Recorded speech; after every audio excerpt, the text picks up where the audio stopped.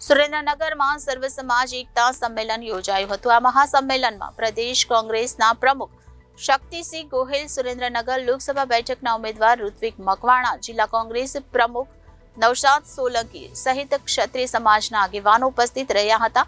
સાથે વિવિધ સમાજના આગેવાનો પણ ઉપસ્થિત રહ્યા હતા।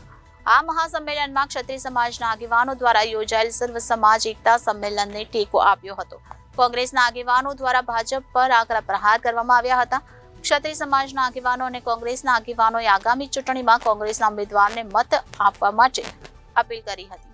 આગામી 7મી મેના રોજ લોકસભાની ચૂંટણી માટે ત્રીજા તબક્કાનો યોજાવાનું છે, જે માટે રાજકીય પક્ષ દ્વારા અંતિમ દિવસોમાં પ્રચાર આવી રહ્યો છે। ત્યારે સુરેન્દ્રનગર લોકસભા બેઠક કોંગ્રેસના ઉમેદવારને જીતાડવા માટે સુરેન્દ્રનગર શહેરમાં ક્ષત્રિય અસ્મિતા અને લડત સમિતિ દ્વારા આયોજિત સર્વ સમાજ એકતા મહાસંમેલન યોજાયું હતું, જેમાં કોંગ્રેસના પ્રદેશ પ્રમુખ શક્તિસિંહ ગોહિલ, સુરેન્દ્રનગર લોકસભા બેઠકના ઉમેદવાર ઋત્વિક મકવાણા, જિલ્લા કોંગ્રેસ પ્રમુખ નૌશાદ સોલંકી તેમજ જિલ્લાના વિવિધ સમાજના આગેવાન, જેમાં કોળી સમાજ, દલિત સમાજ, બ્રહ્મ સમાજના આગેવાનો ઉપસ્થિત રહ્યા હતા અને ક્ષત્રિય સમાજને ટેકો આપવામાં આવ્યો હતો। કાર્યક્રમમાં ઝાલાવાડ ક્ષત્રિય સમાજના હોદ્દેદારો, આગેવાનો તેમજ યુવાનો અને મહિલાઓ ઉપસ્થિત રહ્યા હતા।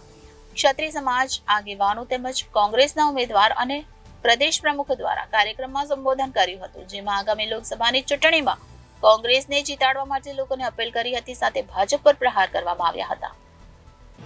અને આ લડત એ અસ્મિતાની લડત, અહંકાર સામે અસ્મિતાની લડત ઊભી થઈ।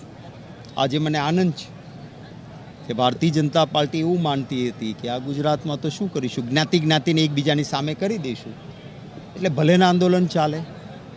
પણ આપે જોયું આજે કે સર્વ જ્ઞાતિ એક થઈ છે અને આ મંચ ઉપર આ સમારંભમાં પણ બધી જ જ્ઞાતિના આગેવાનોએ આવીને મંચ ઉપરથી અસ્મિતાની લડાઈમાં ટેકો જાહેર કર્યો છે। ભાજપનો કાર્યકર્તા પણ આ વખતે નક્કી કરીને બેઠો છે કે ભારતીય જનતા પાર્ટીના મોવડી મંડળને પાઠ ભણાવવો છે, એટલે કોઈ ભાજપનો કાર્યકર્તા બૂથમાં પણ આ વખતે ભાજપ માટે કામ નથી કરવાનો। કોંગ્રેસની અમારી ટીમ કામ કરે છે, તમામ વર્ગ ધર્મ જ્ઞાતિના લોકો પણ ભાજપને પાઠ ભણાવવા માંગે છે અને એટલે જ હું માનું છું કે તમામ સીટો પર ગુજરાતની જનતાની એ જીત હશે।